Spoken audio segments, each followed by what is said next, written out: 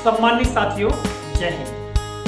साथियों, जैसा कि आपको ज्ञात है, शैक्षणिक गतिविधियों के अंतर्गत प्रति दिवस मैं किसी न किसी जानकारी को लेकर आपके समक्ष उपस्थित होता हूं और उस जानकारी के संदर्भ में आपसे चर्चा करता हूं। साथियों, आज के इस कालखंड में मैं आपके समक्ष अर्थात आप शिक्षक साथी और जो अभिभावक बंधु अगर इस वीडियो को देख रहे हैं उनके समक्ष, जैसा कि 21 अगस्त के शैक्षणिक संवाद कार्यक्रम में हमारे सम्मानीय आयुक्त महोदय के द्वारा खूब पढ़ो अभियान के संदर्भ में जानकारी दी गई थी और साथ ही इस संदर्भ में पत्र भी जारी हुआ है, जैसा कि आप पत्र को यहाँ देख रहे हैं।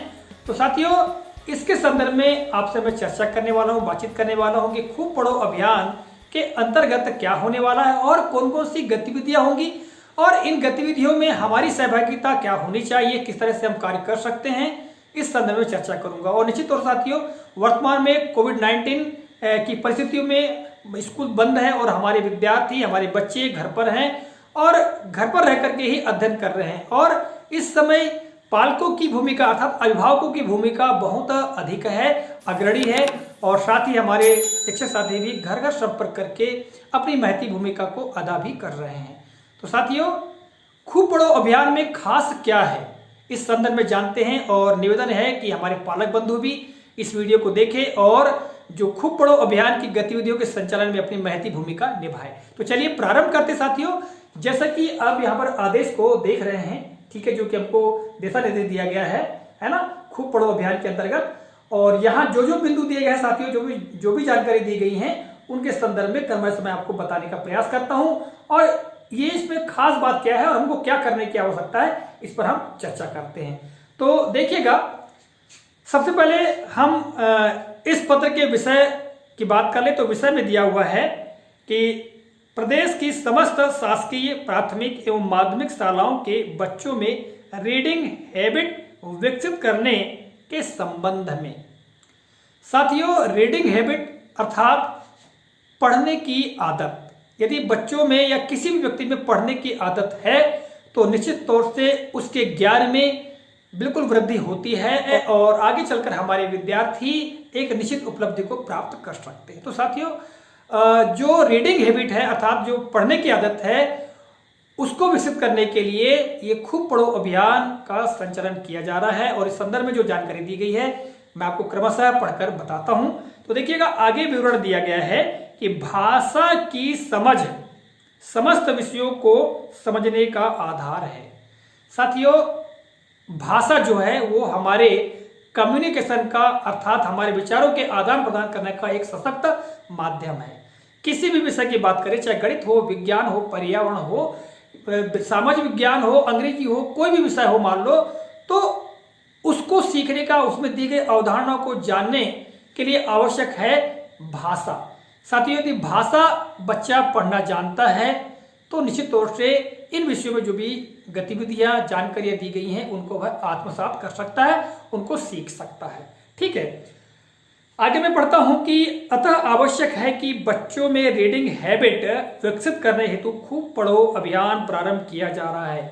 बच्चों में पढ़ने की आदत, रीडिंग हैबिट को विकसित करने के लिए यह अभियान, जैसा कि मैंने आपको पहले ही बताया, यह अभियान चलाया जा रहा है। और आगे जानकारी दी गई साथियों, इस अभियान का जो प्रथम चरण है वह 24 अगस्त, ठीक है, 24 अगस्त 2020 से, ठीक है, 24 सितंबर यानी 24/9/2020 तक संचालित किया जाएगा अर्थात इसकी अवधि 1 माह की होगी। ये प्रथम चरण होगा साथियों, ठीक है।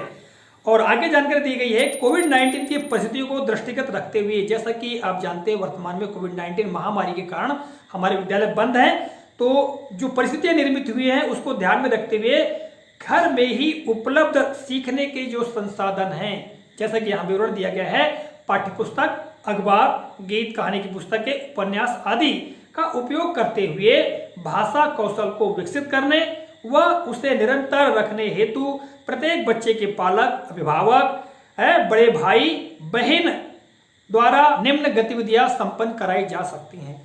साथियों, घर में हमारे बच्चों के पास में सीखने के कई संसाधन हैं। जैसे सबसे पहली बात तो यह है कि बच्चों के पास पुरानी पाठ्य पुस्तकें और वर्तमान में तो बच्चों को नई पाठ्य पुस्तकें प्राप्त हो चुकी हैं, दक्षता उन्नयन की वर्कबुक्स प्राप्त हो चुके हैं। इसके अलावा बहुत सारे परिवारों में अखबार भी आते हैं, पत्रिकाएं भी आती हैं। इसके अलावा कहानी की पुस्तकें होंगी, उपन्यास वगैरह होंगे। तो ये सभी जो हैं ये सीखने के संसाधन यानी भाषा को उन्नत करने के संसाधन हैं। तो इनके द्वारा बच्चों में भाषाई कौशलों का विकास किया जा सकता है और इन भाषाई कौशलों का विकास करने में परिवार के जो सदस्य हैं, अभिभावक हैं अर्थात बच्चे के माता पिता, बड़े भाई बहन, दादा दादी, नाना नानी जो भी हैं परिवार के सदस्य, वो अपनी महती भूमिका निभा सकते हैं। और जो नीचे बिंदु दिए गए हैं साथियों यहाँ पर, ठीक है, जैसे कि यहाँ दिया गया सुनना बोलना एक कौशल है, इसी तरह पढ़ना फिर लिखना, ठीक है। तो ये कौशलों का जो विकास है, इन कौशलों के विकास में ये जो अभिभावक हैं, बच्चे के जो संबंधी हैं, रिश्तेदार हैं, ये अपनी महती भूमिका निभा सकते हैं। तो देखिएगा सबसे पहला जो बिंदु है सुनना बोलना, इस पर अगर हम नजर डालें साथियों तो बच्चे अपने घर में बड़ों से कोई कहानी सुने, उसे दोहराने का अभ्यास करें जिससे बच्चों की याददाश्त तेज हो सके, वह नवीन शब्दों से परिचित होते हुए उसका सही उच्चारण कर सके। साथियों हमारा घर हमारा विद्यालय कार्यक्रम के अंतर्गत निश्चित ही प्रति दिवस हमारे बच्चे अपने से बड़ों से कहानी सुनते हैं 7 बजे से 8 बजे के बीच। तो खूब पढ़ो अभियान में भी बस बच्चों को कहानी सुनना है और कहानी सुनने के पश्चात बच्चे उस कहानी को दोहराएं। इससे क्या होगा, बच्चों की याददाश्त तेज होगी। यानी बच्चा अगर ध्यानपूर्वक कहानी सुनता है तो वह सुना पाएगा, जिससे कि उसको याद रखने की उसमें क्षमता विकसित होगी, है ना। और साथ ही जो नवीन शब्द है, नए नए शब्द भी सीखेगा। बच्चों के पास शब्द भंडार की जो वृद्धि है वो होगी और उससे बच्चा साथ साथ जो सही उच्चारण है, शब्दों का सही उच्चारण भी सीखेगा। ये महत्वपूर्ण बात है साथियों, ठीक है। आगे हम बात करें पढ़ना की, ठीक है। तो पढ़ना में देखिएगा अपनी पाठ्य पुस्तक से प्रतिदिन कोई एक कहानी, कविता पढ़े। पढ़ते समय घर के सदस्य उपस्थित रहें, उच्चारण की शुद्धता पर ध्यान दें, नवीन शब्दों के अर्थ खोजें, कहानी आगे बढ़ाएं, कहानी पर चर्चा प्रश्न करें, कहानी के पात्र के रूप में स्वयं को आरोपित करें, कहानी पर अभिनय करें आदि। अब देखिए साथियों यहाँ पर पढ़ना की हम बात करते हैं तो पढ़ना में बच्चे जो है अपनी पाठ्य पुस्तक से प्रतिदिन कोई ना कोई कहानी या कविता को पढ़े। और एक बात आवश्यक यह है कि जब बच्चा कहानी पढ़े या कविता पढ़े तो उस समय परिवार का जो जिम्मेदार व्यक्ति है या जो पढ़ा लिखा है वो बच्चों के पास में रहे, है ना। और पढ़ते समय जब बच्चों के पास रहेगा और पढ़ने की शुद्धता पर ध्यान दें कि बच्चा कितनी शुद्धता पूर्वक पढ़ रहा है। साथ ही उस कहानी से या कविता से नए शब्द खोजे और उन नए शब्दों का अर्थ जाने। यदि कोई कहानी है मान लो अधूरी कहानी तो उस कहानी को फिर आगे बढ़ाए, ठीक है। आगे बढ़ाए का मतलब जैसे कोई आधी अधूरी कहानी होती है, उस कहानी के आगे क्या हुआ होगा, इस प्रकार की बच्चा कल्पना करे, है ना। और कहानी के जो पात्र हैं, जैसे उदाहरण के लिए यदि बच्चे ने ईदगाह कहानी पढ़ी है तो ईदगाह कहानी में जो हामिद है, हामिद के स्थान पर बच्चा स्वयं रह करके अभिनय करके बताए कि उसने किस तरह चिमटा खरीदा, किस तरह से अपनी दादी के पास में गया। तो इस प्रकार का वो अभिनय कर सकते हैं किसी भी कहानी को पढ़ने के पश्चात। तो साथियों इस तरह से पढ़ने से संबंधित जो कौशल है वो बच्चों में विकसित होगा। और आगे हम बात करें लिखने की, तो लिखने के कौशल के साथियों कहानी में आए नवीन शब्दों के अर्थ लिखे। यानी जो कहानी पढ़ेगा विद्यार्थी उसमें नए नए शब्द आते हैं, उन नए नए शब्दों को विद्यार्थी लिखे, है ना। और घर पर आस पड़ोस बड़े भाई बहन के सहयोग से प्रतिदिन एक पेज का हिंदी व अंग्रेजी का श्रुतलेख करें। इसमें एक खास बात है, हालांकि प्रतिदिवस तो हमारा घर हमारा विद्यालय कार्यक्रम के अंतर्गत हमारे विद्यार्थी एक पेज अंग्रेजी एक पेज हिंदी का लेखन कार्य कर रहे हैं। और इसमें क्या करना है कि बच्चे एक पेज हिंदी और एक पेज अंग्रेजी का लेखन करेंगे, परंतु जो बड़े भाई बहन हैं या जो भी जिम्मेदारी व्यक्ति है उनको श्रुतलेख करवाएं। यानी खुद बोले इस पर बच्चे लिखें, ठीक है। श्रुतलेख के साथ साथ एक पेज हिंदी व एक पेज अंग्रेजी प्रतिदिन देखकर लिखने का अभ्यास करें। देखिए श्रुतलेख के साथ साथ में एक पेज हिंदी और एक पेज अंग्रेजी का वह देख देख कर भी लेखन कार्य करें, ठीक है। तो इस प्रकार क्या है, लेखन का बच्चे का अभ्यास होगा, ठीक है साथियों। और आगे हम बात करें तो नई बात इसमें है खूब पढ़ो अभियान में। और नई बात यह है साथियों कि 1 मिनट का खेल, 1 मिनट के खेल के संदर्भ में शैक्षिक संवाद कार्यक्रम में हमारे आयुक्त महोदय सम्मानित श्री जाटव सर ने भी हमको महत्वपूर्ण जानकारी दी है। और साथियों इसमें यह है कि बच्चे आपस में मिलकर यह खेल खेलें कि वह 1 मिनट में अधिकतम कितने शब्द पढ़कर समझ सकते हैं। यानी 1 मिनट में बच्चे कितने शब्द पढ़ करके समझ सकते हैं, वो उनके लिए एक प्रकार की प्रतियोगिता टाइप की भी हो जाएगी और एक प्रकार का खेल भी हो जाएगा। इसके लिए आवश्यक है घड़ी, घर में यदि घड़ी उपलब्ध है या मोबाइल उपलब्ध है तो उसमें समय देकर बारी बारी से बच्चे खेल सकते हैं। अब बात उसमें ये आती है कि जैसे एक परिवार में यदि 2 या 2 से अधिक बच्चे हैं तो ये खेल के आपस में खेल सकते हैं, और यदि किसी परिवार में एक ही बच्चा है तो मोहल्ले पड़ोस के बच्चे भी एक जगह एकत्रित होकर के सोशल डिस्टेंसिंग का पालन करके भी यह खेल खेल सकते हैं। ठीक है।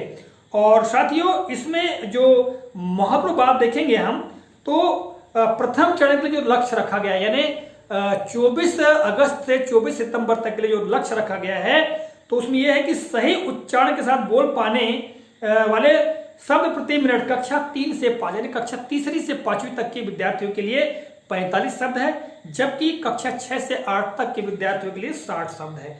अर्थात बच्चे 1 मिनट में सही उच्चारण के साथ बोल पा रहे हैं, उसके लिए आवश्यक है कि प्राथमिक शाला में 45 शब्द कम से कम ये स्पीड आनी चाहिए हमारे विद्यार्थियों की, और माध्यमिक शाला के लिए 60 शब्द। ठीक है। इसी तरह नवीन शब्दावली समझ के साथ, यानी जो नए शब्द हैं उनको समझना, तो ये कक्षा 3 से 5 के लिए 2 से 4 नए शब्द जो है वो प्रति दिवस बच्चे सीखे, और माध्यमिक शाला यानी कक्षा 6 से 8 के लिए 5 से 10 शब्द जो है वो प्रति दिवस बच्चे सीखें। ठीक है। ये साथियों यहाँ पर एक बच्चों के लिए रखा गया है कि इतना बच्चों को सीखना चाहिए। ठीक है। और इस लक्ष्य को हमको प्राप्त भी करना होगा। अब देखिए साथियों आगे जो बात कही गई है, शिक्षक इस पत्र को बच्चों तक आवश्यक रूप से भिजवाते हुए यह सुनिश्चित करे कि प्रत्येक बच्चा घर पर रहते हुए भाषा कौशल विकास हेतु निरंतर प्रयास करते रहें। साथियों इस जानकारी को हमको प्रत्येक बच्चे तक पहुंचाना है, और इस वीडियो को मेरा बनाने का उद्देश्य यही है कि यह जानकारी हमारे पालक बंधुओं तक भी पहुंचे, हमारे बच्चों तक भी पहुंचे, ताकि वे जान सके कि हमारे राज्य शिक्षा केंद्र की मंशा क्या है। साथियों आगे जानकारी दी गई है कि शिक्षक साथी जब भी गृह संपर्क पर जाएं तो आवश्यक रूप से बच्चों की इन गतिविधियों को देखें। साथियों ये पालक बंधु जो है इन गतिविधियों का संचालन में अपनी भूमिका निभा सकते हैं, किंतु हम जो शिक्षक साथी जब भी जाएंगे बच्चों से गृह संपर्क के लिए, उस समय हमको ये देखना है कि बच्चे ये गतिविधियां कर रहे हैं या नहीं कर रहे हैं, और नहीं कर रहे हैं तो उनको सुझाव देना है, जानकारी देना है, पालकों को समझाना है, ये सब सारी बातें हमको करना है। ठीक है। जिन बच्चों के पास में स्मार्टफोन यानी एंड्रॉयड मोबाइल जो हैं उन्हें पढ़ने के विभिन्न डिजिटल प्लेटफॉर्म जैसे बोलो ऐप, यानी जिन पर एंड्रॉयड मोबाइल है तो बोलो ऐप के संदर्भ में साथियों आपको जानकारी होगी। आप गूगल प्ले स्टोर पर जाइएगा और बोलो ऐप को डाउनलोड कर सकते हैं। बोलो ऐप जैसे टाइप करेंगे तो बोलो ऐप सामने आ जाएगा, और उसको डाउनलोड करके उसके माध्यम से हमारे बच्चे काफी कुछ सीख सकते हैं। ठीक है। और साथियों यदि आप कमेंट करेंगे तो मैं आपको बोलो ऐप के संदर्भ में भी एक वीडियो में जानकारी अवश्य रूप से दे दूंगा। ठीक है। और आगे हम बात करें साथियों तो बोलो ऐप आदि के उपयोग हेतु प्रोत्साहित करें, यानी हम शिक्षक साथी बच्चों को प्रोत्साहित करना है, पालकों को प्रोत्साहित करना है। ठीक है। और शिक्षक कक्षा स्तर के अनुरूप पाठ्य पुस्तक में आए शब्दों की सूची बनाकर भी बच्चों को उपलब्ध करा सकते हैं। यानी पाठ्य पुस्तकों में जो कक्षा के अनुरूप यानी बच्चों का जो स्तर है उसके अनुरूप हम जो शब्दों की सूची बना करके भी हम बच्चों को उपलब्ध करा सकते हैं कि इन शब्दों को सीखना है, या शब्दों को वाक्य में प्रयोग करना हम सिखा सकते हैं। और हमारे विद्यालय में हमारी कक्षाओं में कुछ ऐसे बच्चे भी हैं जो काफी होशियार हैं और उन बच्चों को काफी कुछ आता है, तो ऐसे बच्चों का भी हम सहारा अन्य बच्चों को ले सकते हैं। और साथियों जो 21 अगस्त के शैक्षणिक संवाद कार्यक्रम जो था उसमें मोहल्ला क्लास की बात भी कही गई है, और बहुत सारे परिवार ऐसे हैं जहां पर जो अभिभावक बंधु हैं पढ़े लिखे नहीं हैं, तो जो मोहल्ले पड़ोस के जो पढ़े लिखे लोग हैं उनका सहारा ले सकते हैं, या किसी एक जगह बच्चों को हम एकत्रित करते हुए सोशल डिस्टेंसिंग का पालन करते हुए ये सारी गतिविधियों का संचालन कर सकते हैं। इस संदर्भ में भी जानकारी दी गई है। तो साथियों इस पत्र में जो जानकारी दी गई है उसके बारे में मैंने आपको बताने का प्रयास किया है। और साथियों इसमें जो खास बात यह है कि हमको बच्चे की रीडिंग हैबिट बनाना है। यदि बच्चे में रीडिंग हैबिट बन जाएगी, पढ़ने की क्षमता बच्चे में आ जाएगी, तो निश्चित तौर से अन्य विषयों में वह धीरे धीरे करके दक्ष भी हो जाएगा। आशा करता हूं इस वीडियो में मैंने जो भी आपको जानकारी दी है ये आपको काफी उपयोगी लगी होगी और हमारे अभिभावक बंधु भी जान पाए होंगे कि खूब पढ़ो अभियान के अंतर्गत उनको अपनी भूमिका कैसे अदा करनी है और किस तरह से अपने ही बच्चों का सहयोग करना है। चलिए मैं आपसे विदा लेता हूं, अगले कालखंड में पुनः आपसे मुलाकात होगी किसी नए प्रकरण के साथ। तब तक के नमस्कार, जय हिंद, वंदे मातरम।